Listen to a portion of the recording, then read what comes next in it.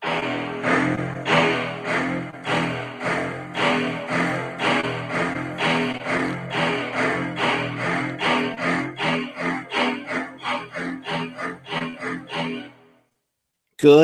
evening, everyone.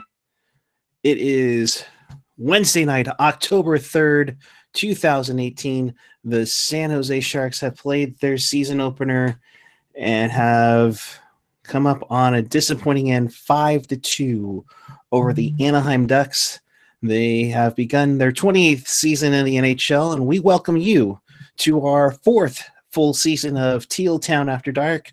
I am, of course, Eric Cura. I'm alongside Ian Reed and Eric Landy. We will get to the guys in just a jiffy, but of course, we do this for you, the fans. You want our Sharks coverage, like Kyle McLaren said on Twitter, we will give it to you. So, of course, to be a part of the show, here's how you do it. There's two ways to interact with us. You can join us in the YouTube chat on the page or the app. Either way, we can log in and join good times in the chat room today. Also, you can tweet us using the hashtag TealTownUSA, and don't forget to subscribe to the YouTube channel that you're watching us on right now. So make sure you hit that smash, that subscribe button, as AJ would say. Also want to hit that bell that notifies you when we do go on the air to make sure you know when we're on, you can see us, and tell your friends. We are getting close to that magical 1,000 subscriber mark, so please join us in there. And with that being said, let's say hello to my fellow panelists. First off, it's only 1:10 in the morning over in beautiful Ontario, Canada. It is Mr. Ian Reed. Yeah. Hi. What's going on? Was there a game? Did I miss something? There was a stinker of a game, yes. Oh. Also joining us, a guy who also spells his name the right way, Mr. Eric Landy. Good evening, gentlemen. It was a disappointing opening night, to say the least. Yes, and I would have to say maybe we might have to change the juju up a little bit, Landy. We might need to go for the clean room now. Yeah, actually, just saying, we might just give it a chance. Yeah, it's not too bad right now. There's only a few things in there, but yeah, we might need to mix it up a little bit. Yeah, we'll see. Looks like AJ is in his Uber on the way back home. Hopefully he'll get home safely and join us a little bit later. But let's get into this game. I appreciate that. You're welcome. Well, let's talk about this game as the Sharks open up their season with the debut of Erik Karlsson and Teal, garnering national and international attention. I think Dan Rosen from NHL.com was in attendance at the morning skate and everything. Pierre Maguire made the trip down to cover the game for NBCSN as they launched their Wednesday night hockey package, no longer Wednesday night rivalry. But let's get at it. The first period, oh boy, the crowd was into it. Everyone was psyched. And then 49 seconds later, I believe it is the 93rd time that an NHL player has scored the first NHL goal on the San Jose Sharks goaltender. Max Comtois from Adam Henrique and Jacob Silverberg. 49 seconds in, goes 5-hole, beats Martin Jones on the first shot of the season, 1-0 Anaheim. However, just 7 minutes and 2 seconds later, at 7:51, Evander Kane dipsy-doos past an Anaheim Duck, goes in, shoots, and scores past John Gibson. A beauty of a goal. Was it the best goal of the night? We'll see about that. But Kane gets the first goal of the season for the Sharks. They go into the locker room 1-1. Shots at the time 11-5. And Ian, I'll start with you. After that little hiccup, I thought the Sharks dominated that period. Yeah, the Sharks were the better team for probably 2/3 of that game. But in the first period, after the Ducks got their goal, and I didn't like the goal, but I didn't think it was like there's worse goals that Martin Jones let in tonight that I'm sure we're gonna get to. But I didn't hate this one. I thought it was more lack of defensive coverage. Picking up the puck and kind of putting Jones in an unfortunate position. But yeah, once the Sharks came back with that Evander Kane goal, they were the better team. They dominated the rest of that period pretty much. Landy, what did you take from the opening frame of the season? Oh boy.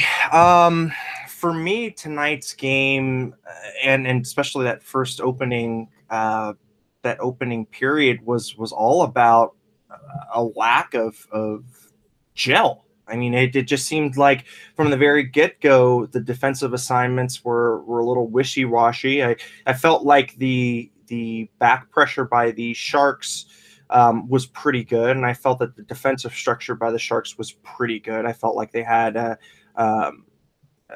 standing up at the blue line very well. I think that they were really pushing those back to D-men up into the offensive zone quite a bit. However, I mean, the defensive zone was a mess tonight, and I don't know exactly if it's because these new partnerships are kind of new and they're trying to figure out exactly each other's tendencies, but not a great start for me in their defensive zone. Yeah, it wasn't the greatest defensive period for the Sharks, and for that matter, the game. And they seemed a little bit out of it right off the cuff, which is pretty bummer. But the Sharks would dominate the second period. They outshot the Ducks. I think it was like 15-4 in the middle frame. Things were going back and forth. The Sharks were getting chances left and right. But Tomas Hertl on a penalty from Evander Kane gets another. I mean, hey, they're 2 for 2 with beauties of goals. I mean, if they're trying to go for top 10 goals of the week, they're on track to have at least 2 of them so far.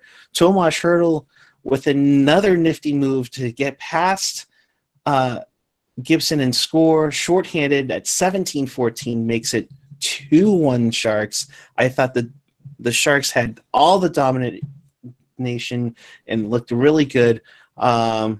And then 46 seconds later, Ricard Raquel comes back and they make them pay dearly. 2-2 on a power play goal from Silfverberg and Getzlaf. Silfverberg picking up 3 points on the night. Landy, I'll start with you this time. Man, I thought the Sharks could bury it. Is it the hot goaltender syndrome of sorts? Landy?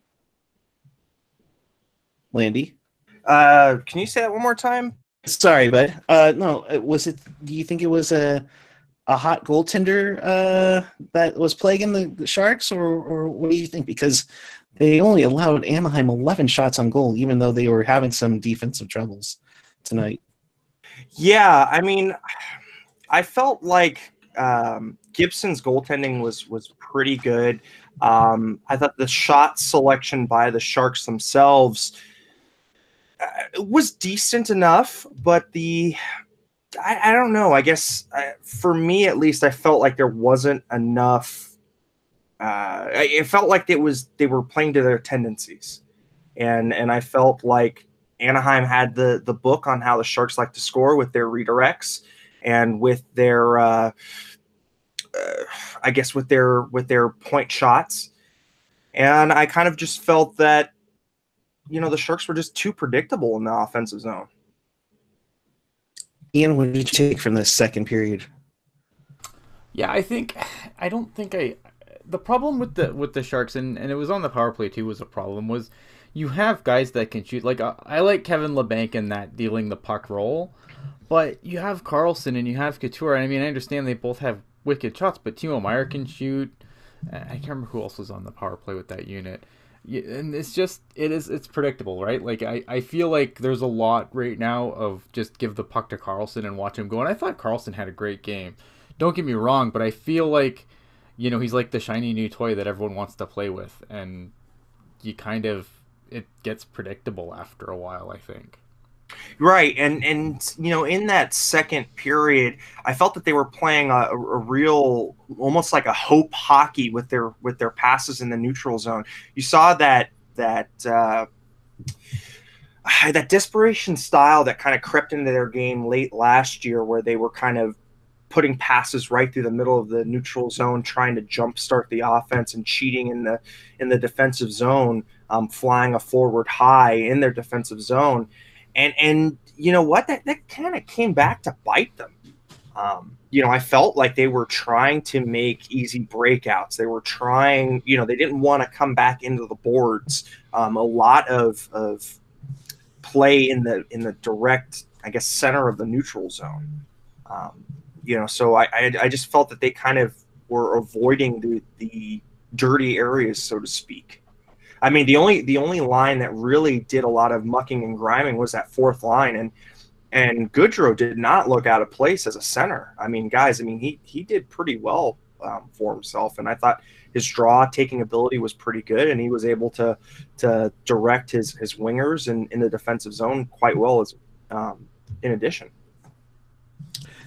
We got some questions about the power play as well coming into it, and one of the things that I think everybody knows, along with Pierre tonight, is on that. I think it was like on the second period, one of the power plays, they really didn't have anything set up for a one-timer shot. Like Todd Gack says in the chat, why don't they have a left shot and right shot for one-timers on the power play? And there was Sharks power play from Gen X, 65 to 65. Is it kind of like what Jumbo was like almost a decade ago, and what Burns was a couple of times before? I mean, that's really it, right? Like that's kind of what I was alluding to, was just if it didn't, it was like everything to Carlson, right? Everything to Carlson, and it's right. Just like, and I get, look at Erik Karlsson again, had a great game tonight. I think that for the most part, I mean, until that third period, I was, my mantra for the game was, well, we, maybe we lost because I didn't know how the game was going to end at that point, but at least it was a lot of fun. I mean, until that third period. The third period kind of sucked the fun out of everything. Yeah. But like people are saying in the chat, that power play was sad. And Laurel responds, and it should feel sad. It should feel sad. But again, and also you're seeing a lot in the, in the chat too, is it's one game. I mean, I would caution people in becoming overly upset over one game. Like, yeah, the third period wasn't pretty. Sharks probably a game they probably should have won, but you know what? It's a long season, and we will do shows like this again. Trust me. Yeah. I don't know. Yeah. What's going on, Planty? You okay over there, man? Yeah, no, I mean, it wasn't like they were going to go 82-0, right, guys? I mean, that's right. That's the thing. But I would have loved to have seen maybe a little bit more polish. I mean, honestly, it looked like the Vegas game in the preseason. I mean, the passing was sloppy. I disagreed. Go ahead. Well, in that third period. The third period, yes. Yeah, I mean, the third period, they were just hoping that puck in the middle of the ice. I mean, Anaheim, was taking away pucks left and right, it seemed, or at least intercepting wayward passes. I mean, the first two periods, they looked like they had a good structured game, the Sharks did. It looked like they were being frustrated by a good goaltender. But that third period, they sagged. And quite honestly, I placed that on Jones. They looked like a team that was scared that another stinker was going to go in. I mean, here's my question though. Was it? I mean, don't get me wrong, Jones. That backhander goal was bad, but I thought that the line blender came out a little prematurely too, and that really seemed to, at first it seemed like it kicked them up, but then it looked like it started to wear them down. And I don't know if it's like, it's game one, so I guess it's time to shorten the bench right away. I don't think Joakim Ryan played a minute of that third period, and I didn't think Joakim Ryan did anything particularly bad during the game. So I kind of wonder, if because look at, they didn't put the puck in the net, and I understand that's the point of the game, but at the same time, and I'm, and this isn't me just trying to, take early shots at DeBoer, but I don't know. I kind of wonder if the line blender kind of had a little bit to do with how the Sharks started to sag in the third, because I don't think that the line combinations specifically were the problem. No, I don't think that the line combos were the problem. I mean, honestly, I chalk this up to bad goaltending on Jones. I mean, if we want to break down the goals, I mean, that first goal was not great. I mean, it wasn't bad, but it wasn't. I mean, vintage Martin Jones should be able to save that first goal. Second goal, there was nothing you could do. I mean, that was just a great individual effort by Ryan Getzlaf to get that puck across the net. Right. Can't fault Jones on that one. No. The third goal, oh my Atrocious. goodness, that backhander by Montour was Jones had no answer for that, and not even was an he answer. Even awake? Was he paying attention? Like, did he not face a shot in so long that he just wasn't awake? Like, or was he I don't know trying what to happened shoot over there. to the side, thinking that the pass was coming on? Sorry to interrupt, Ian. I don't know. I think he was watching the Jumbotron, honestly. Yeah, I mean, honestly, I agree with you, Ian, because you just looked at that goal, and that smelled of a goaltender who was not confident. I did not like his rebound control the whole night. He was potting rebounds left and right. Mm-hmm. And I mean, honestly, that you give up a goal like that, your team's going to see it and they're going to sag. That's a natural human reaction when you give up a goal that bad. Yeah, I mean, it's you know what? Like, I'm usually, I like to think I'm kind of quick to come out and defend Jones, even though I think because I accept him as what he is, which is he's a league average goalie. But tonight was not good by any stretch of the imagination. And you know, look, we're used to Martin Jones having slumps. Usually they come mid-season. Man, he can't have one to start the season. So let's hope this isn't something something that is going to be a trend to start the season, because we can't afford a Jones slump off the start. We need to put some points in the piggy bank first, and then you can have a slump. Exactly. And the funny thing too, guys, and we'll keep moving along as we go here, is Jones has seemed like he lets in that early goal, and then he's dynamite after. I think he did the first year he was in San Jose, and then he went on like almost 300 minutes of shutout hockey after that. Yep. And like Richard Duvall says, Jones is good enough. It's one game. Yep. No, and I agree. He's not a terrible goalie. I just don't think I don't ever see Jones being an elite goalie. I think he's good. And look at good goaltending is all you need. Look at all these, for all the talk of elite goaltending, how many of them have won cups? I don't recall Henrik Lundqvist having any cups. Carey Price doesn't have any cups. I mean, you don't need elite goaltending to win a cup. You just need good goaltending. And Jones can do it. Hot goaltending, right? I mean, I think that's the most important thing, is just to get hot at the right time. But guys, I mean, so why was he not taken out after the third goal? I mean, DeBoer must have seen that, because he was too busy tinkering the lines for no reason. Yeah, well, I mean, I totally agree with you, but like, where's DeBoer's head at with that one? I mean, shoot, after that Ricard Raquel power play goal where Hertl had just stolen a lot of momentum, on that power play for the Ducks. Once Hertl got that shorthanded goal, I mean, okay, Sharks are looking good, they're feeling it. Raquel comes right back and boom, bang, gets in the back of the net. Okay. But then, in that third period, and when Brandon Montour comes in and puts that stinker by him, I mean, he should have saw after that first and third goal that Jones is not confident right now. And then, the Adam Henrique goal, Jones has got to have his pads down. I mean, he's got to have his pads down quicker, and he's got to cover the wickets. I don't know. It just was not a great night.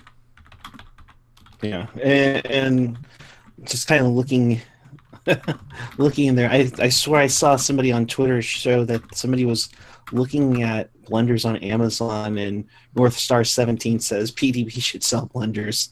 Oh, jeez. Al Martinet, you can't do that at the third goal, but maybe you should have done it after the fourth goal to pull them, essentially. Gen X, yeah, average goaltending can win a cup, like Miami. Word. Well, yeah, and look, I mean, it comes down to this, right? He had a 714 save percentage. Yeah. Gen X ain't lying. AJ, I know you'll be in a little bit, but that's not the prettiest ones. So overall, final stats as we wrap up. Sharks outshot the Ducks 33-15. That's right. The Ducks only had 15 shots on goal in this game, and they scored 5, including an empty netter from Carter Roney from Street and Sherwood in 1936 to finish up the scoring on an empty netter. Face-offs, Sharks did pretty well through the entire night, 52-48. Power plays, and I might get a premature drummage here. Sharks 0 for 3, the Ducks 2 for 3. Mind you, the Sharks did score a shorthanded goal on one of those Ducks power plays. Hits were fairly even, 25-21 in favor of Anaheim. Blocks 16-13. Giveaways 8-6. For ice time for the defensemen, since it was mentioned up by you guys, Dylan had 13:38, Braun had 16:27, Joachim Ryan had 14:26, Marc-Edouard Vlasic was about 21:55, and the two big guys, Burns and Carlson, 25:18 and 26:48 respectively. And Carlson was the only one that was a -2 on the night for the Sharks. Erik Karlsson, that is. Yeah. Right, and this is why plus minus is stupid, because Erik Karlsson was great. Right. Like I like Erik Karlsson. I thought had a great game. I mean, again, it's like you get Erik Karlsson. He's like one of the best defensemen, if not the best defenseman in the league right now. But I mean, he's still, like the other people still have to do stuff, right? Yeah, like he's not going to score. Erik Karlsson's not going to score 5 goals a night so that the Sharks can win, and not scoring. I don't know. Erik Karlsson was fine tonight. -2. If you're gonna go to the -2 and be like, what's the problem? I could show you some footage of some Brent Burns turnovers that might interest you. Well, wasn't it the opening goal? That kind of led from a turnover. Twisted wrister hockey. I thought Dylan and Braun looked good. Thoughts on that? Yes, I agree. Yeah, didn't look out of place to me. I tell you what though, Brent Burns did somebody like take away his I guess a safety blanket or something? I mean, he didn't look right to me. Yeah, you wonder. You know what? You were talking with Puck Mom during intermission about it. That something didn't seem right with Burnsy. So I don't know if it's adapting to being, 1A, 1B with Karlsson, or if something's like still bugging him from injury wise. Brent Burns hasn't been the same since Bob Boughner went to Florida, period. That is a good point.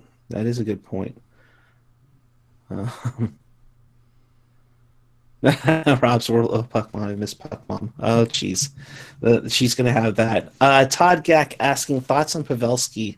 He looked slow and sloppy, and he was having a tough time holding with the puck, too, tonight. A lot of people were mentioning that on Twitter as well. I don't know. I didn't think Pavelski was terrible. I don't know. I mean, yeah, maybe he was having some trouble with the puck, but I don't know. It seemed like he was fighting it a little bit, but I didn't think Pavelski was bad. I thought that pretty much. I thought the first line was okay for the most part. I mean, again, it's hard, right? When you're not scoring, everything looks bad. But there was a lot. I mean, until that third period, there really wasn't a lot to dislike about what the Sharks were doing, to be completely honest. Like, again, after the second period, I'm like, well, if the Sharks lose this game, at least we can say it was a fun one to watch. Right. I don't know. Yeah, I don't really have it. Like, I have like very tiny issues with some players. I think, yeah, Brent Burns needs to be better. I mean, obviously you can't overlook some of those gaffes. Peter DeBoer probably did need to overcoach the game as much as he did, but I mean, that's, it is what it is. He was trying to get some more offense out of a team that just couldn't seem to beat John Gibson. But overall, like, I didn't really have an issue with too many forwards tonight. I didn't think that they were terrible. They just couldn't put the puck in the net. Yeah, I agree. In which case, it's John Gibson having a heck of a night, and kudos to him. 31 saves with on 33 shots. He played phenomenal in that one tonight. All right, well, the Sharks go 0-1-0. I mean, it's not the end of the world, folks. I mean, they are not going to be 11-71-2. That can't be happening. But a rough way to start, and a rough night in the Bay Area all around. We say hello to those of you, especially Brody, who saw the A's lose in the wild card game to the Yankees. 7-2. That's a rough one for the A's season, and then they had a hell of a run too. But we thank you for joining us on Teal Town After Dark. We do this after every Sharks game, home and away. So do us a favor, if you haven't already, make sure you hit that subscribe button. If you haven't joined us in the YouTube chat, please do so. We're having a good time in there. We're taking your questions and going from there. So let's put a bow on it on the game tonight. Landy, your overall thoughts on this one? Well, I mean, I think that there's definitely some work to be done. I think the penalty kill needs to be working on stopping those cross-ice passes. I think it was something that we saw a couple years ago when the penalty kill wasn't good. That's starting to creep back into their game. Power play also needs to be tuned. I don't know if that's going to be the forwards needing to be tuned up, or whether or not it needs to be breaking up Brent Burns and Erik Karlsson, or if Brent Burns needs to be playing more of a forward style role. I'm not saying to put him at forward, but saying, he's a big body, put him in front of the crease. And then, I mean, Jones, I don't know if he needs Nabby and the Moose to really, get in his head and be a psychiatrist or something. But man, he's got to get good, and maybe playing against the LA Kings, which always brings out a good game in him. Maybe that's what the doctor ordered. That's for sure. We are we're at 33. Where's AJ Special Teams drum at? It's on its way home. It should be on there. Should be on here shortly, and we'll get his thoughts on there because he is coming back from the tank. I'm sure he's got plenty of goodies to show off as well on there tonight. So while we wait for Mr. Strong, there were a number of games going on in the NHL tonight. That's right. It is time. What's it called, Landy? The reach around. I mean, wrap around. Wrap around. It's the wrap around. Earlier this is today, why we can't have nice things. Yes. In overtime across the pond, the Oilers beat. Oh my gosh, Jerk and Lacey, you're gonna kill me for getting this. Is it High? I don't know. They played Okay. other Sharks. They played the Sharks. Cologne Sharks, I believe that's what it is. I don't know why the NHL.com calls it High. I'm sure there's some explanation. The Sharks lose in overtime to the Edmonton Oilers. Wait, what?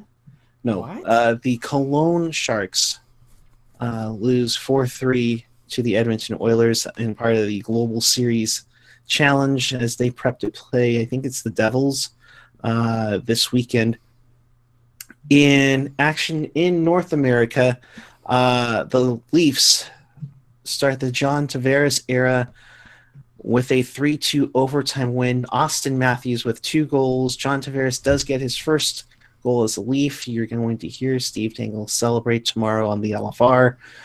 Matthews with a nice pass from former Shark Patrick Marleau at 101 of overtime that gets them the win over Montreal. In Washington, they raised the Stanley Cup banner tonight with a big party, and boy, did they party like crazy. TJ Oshie scored 24 seconds into the game, and the Caps never looked back. They won 7-0 over the New England Patriots. The Boston Bruins. Oshie 24 seconds in. Kuznetsov a minute 47 in. And then Ovechkin, Dowd, Kuznetsov with the second. John Carlson, no relation, gets on the board along with Lars Eller to finish out the scoring for the Caps. In Vancouver, the Vancouver Canucks are in first place in the Pacific Division. That's right. The Canucks win 5-2 over the Calgary Flames. I thought you'd get a kick out of that, Ian. Elias Pettersson gets his first NHL goal. A beauty, by the way. He also set up Nikolai Goldobin. That guy's going to win the Calder. And speaking of former Sharks, Nikolai Goldobin with his first, Brandon Leipzig, Jake Virtanen with the goal, and Tyler Mott, a 4-goal third period for the Canucks as they are 1-0. And of course, the Ducks beat the Sharks 5-2 at the Tank tonight. And I would like to thank Vancouver for making me not have to take the Flames serious until their next game. Maybe not. Did somebody say Vancouver? Oh, yeah. All right. We're waiting to see. AJ, you ready to go, my friend? Yeah. I mean, I'm not going to talk about the game because you guys have covered everything. Mm-hmm. But the only thing I will say is I will talk about the street rally that was held today. Go for it. Fun street rally. New sponsor. Well, I don't want to say sponsor, but a new. Thank you, Kayla. Excuse me. Just a tent that we've never seen out there before. There was a Starbucks tent, which I thought was kind of interesting. Handing out samples of their new brew. So that was kind of fun. But they had a little cornhole going out there. They had the DJ happening. They had a ridiculously, what did they say? It was like a 30-foot wide screen. It was only like 8 foot high. So let's just say the A's-Yankees game was very compressed, is what I will say. But it was very cool that they had that going. What was the aspect ratio on that? It felt like about 1080 by 240. That's what it felt like. So they had that going, but the let's see here. So NBCSN, of course, was out there, and so the shirt that you could stand up in line for tonight, beautiful teal shirt with the logo, and then of course on the back, authentic fan. Oh, absolutely, that's very nice. Right, and why not? And so looks they had like one of those. And on teal too. Yes. They also, let me see, the Tank Patrol was tossing out these shirts. Mine is still quote unquote sealed. So let's do a unboxing, if you will. Let's see what this is. Okay, stop that. That's just annoying me. Knock that off. I was trying to get a drum roll going. Yeah, no. Well, then get a sounder. Stop doing that. No. All right. So black shirt, back collar, Sharks for life. And here's where Eric loses his mind. Now I'm about to lose my mind because it's not my size. But no. Guess what logo's on the front? Is it the logo that's supposed to be on our alternate jerseys? Could be. Yeah, the Screaming Shark. But Very nice. That's interesting. I hadn't opened this. I'll be honest with you. I was expecting like maybe the stealth version of the circle fin. That would have been cool. So there you go. And then there was, of course, the opening night photo booth. Always a fun time to take a photo out there and just be like, throw up the horns. And there was mystery pucks tonight. There was 2 different kinds that I will show you. So we have this one that matches the one of the towels they gave away during the playoff series, and here's the one for the other playoff series. Right there. Now, here's the part that's going to really piss at least one person off that's watching this is I scored. My whole thing is that when I purchased these, I knew that there was going to be 2 different designs. And I was just going to buy 2 pucks. And if I got 2 of the same design, I was going to hopefully try to trade. But I was lucky enough that I bought 2 pucks. Each one had a different design. I didn't care who signed this. One of the blue coats would have signed this and I would have been happy with it because I just really like the design, right? So I started off getting Adele. Aaron Dell, not Adele, but Aaron Dell.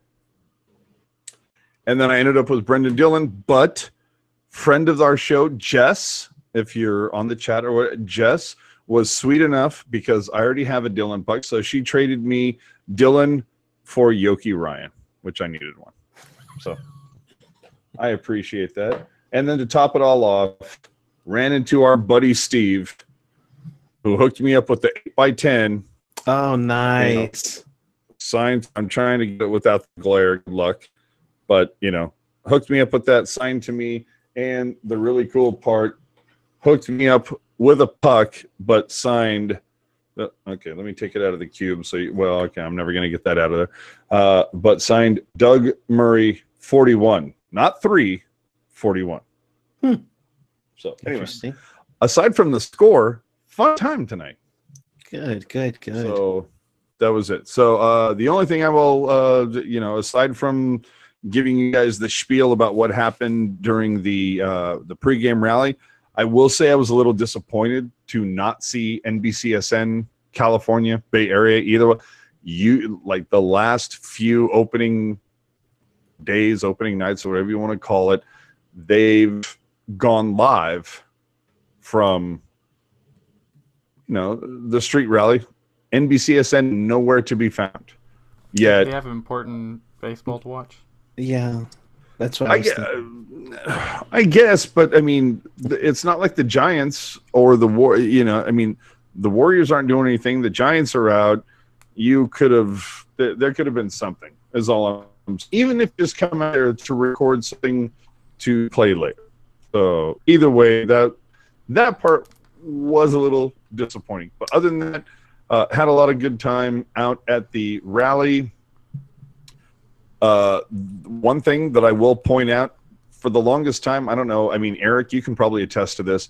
For the last, 6, 7, 8 years, the Sharks back in the day used to open doors 90 minutes beforehand. And then about 10 years ago, they said, instead of 90 minutes, we're going to go 75 minutes.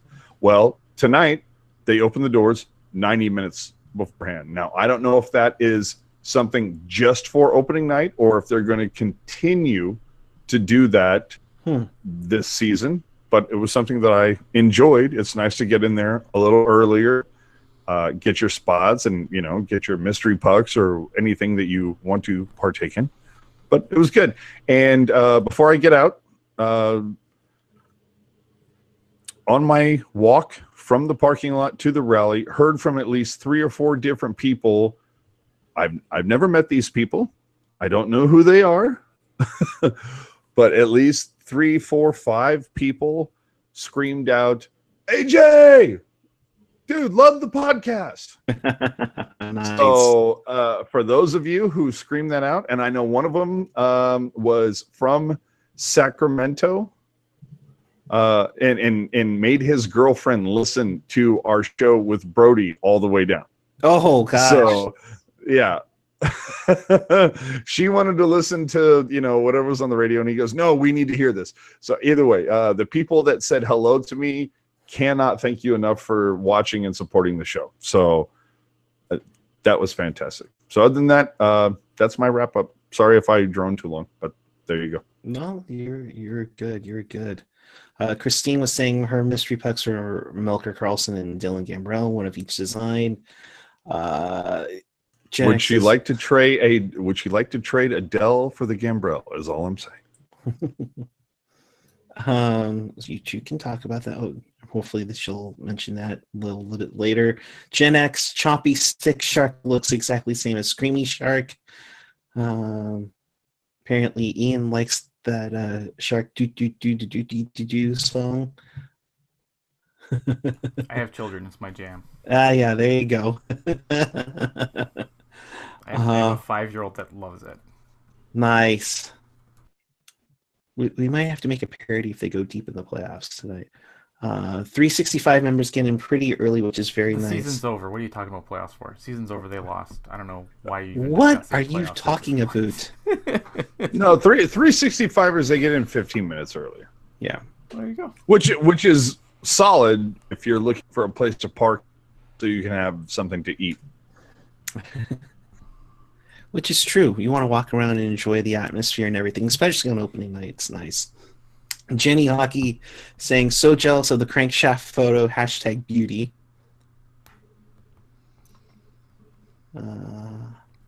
I was accused of being too optimistic earlier, so that's my way to combat it. What?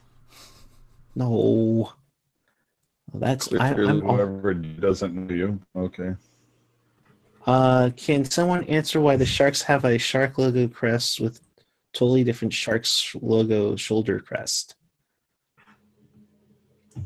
Are we talking about the home teal jersey? Yeah, I'm guessing that the Screaming Shark is completely different compared to the shark on the chest.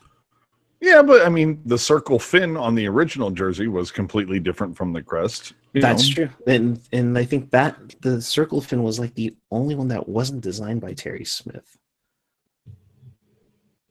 It was either that or the shark font, It did seem like the kiosks, the swag, the merch kiosks, and the store does have a little bit more retro merch. I still haven't seen anything that has the Chomp font, even though I saw a few hats like that over the summer in some random sports stores in a mall. I haven't seen that in the show yet, but I'm sure they're coming. Definitely.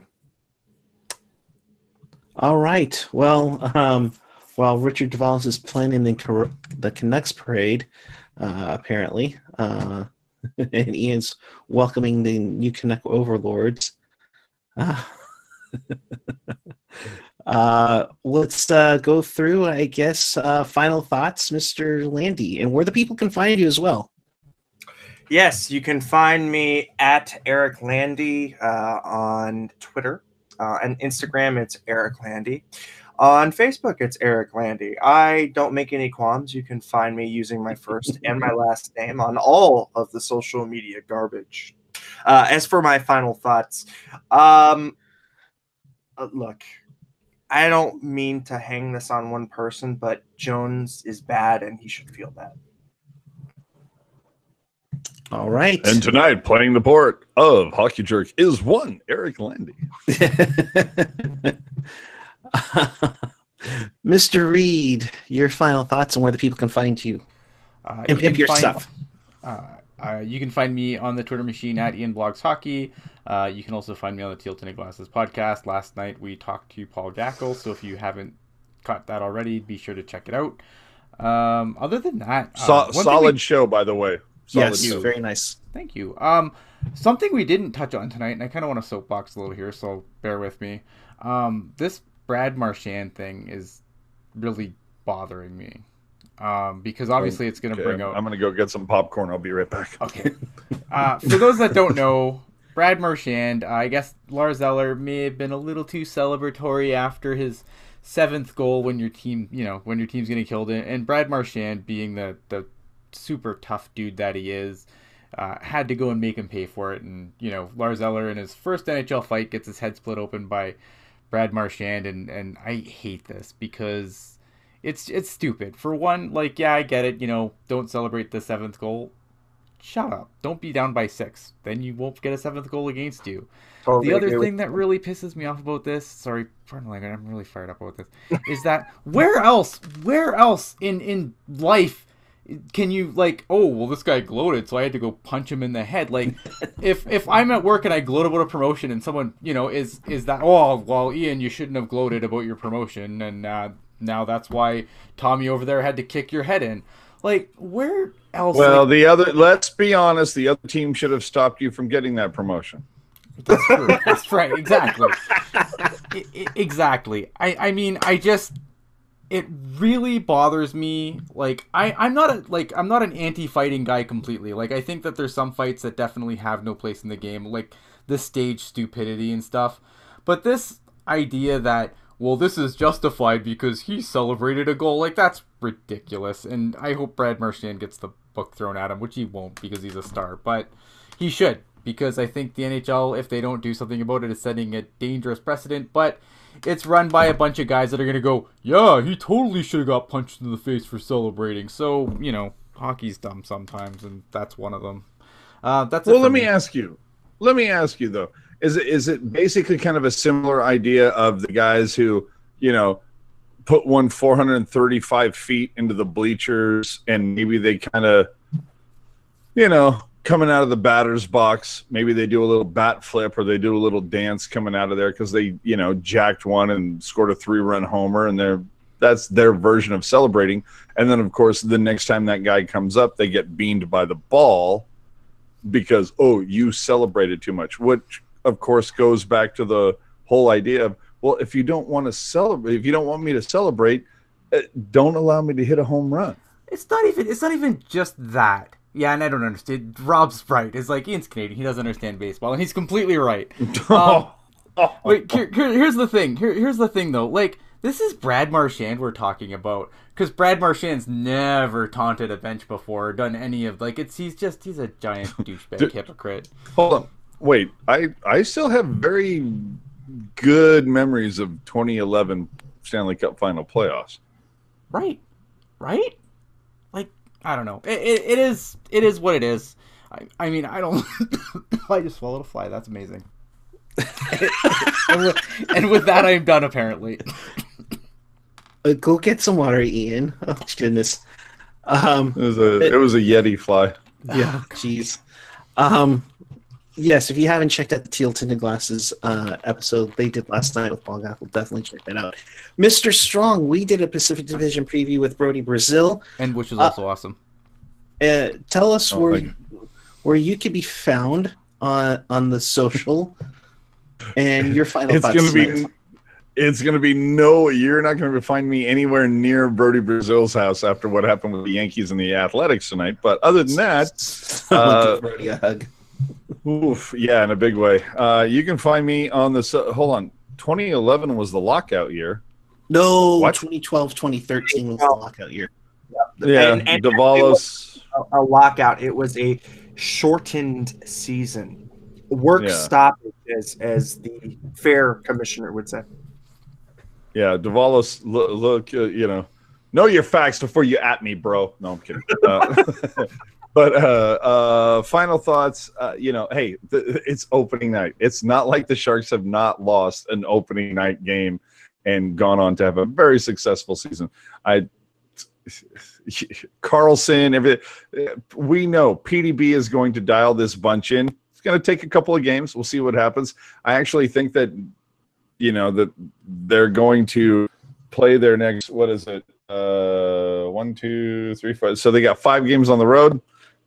Hey, you know what? Take advantage of the fact that, hey, hopefully nobody, they don't bring any beard trimmers when they're on the road. Just Thornton's the only one. Leave it at that.